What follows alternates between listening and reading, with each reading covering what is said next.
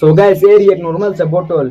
क्या होती है, अगर हमारे घर पर बहुत सारी बोतल ऐसी पड़ी रहती है तो हम उस बोतल को यूज नहीं लेते, क्या फिर इस बोतल को हम कहीं फेंक देते, नहीं तो कोई कहीं कपड़े में बेच देते हैं। तो मैं आपको कहना चाहूंगा उस पारी रहने वाली बोतल को एक बोतल का उठाइए और उस बोतल के अंदर थोड़ा पानी भरिए और करिए मजेदार एक ट्रिक जो कि करने में बहुत ही मजा आती है। उसके लिए आपको जरूरत है सिर्फ एक बोतल, खाली बोतल।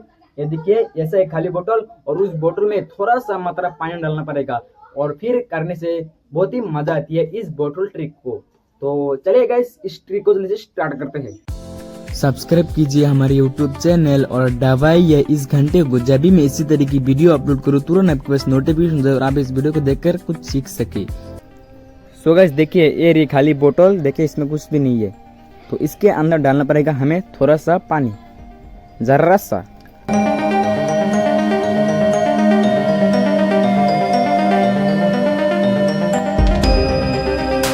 देखिए गाइस इतना काफी है, हमें सिर्फ इतना ही डालना पड़ेगा। इस कैप को लगा देती है इस बोतल में।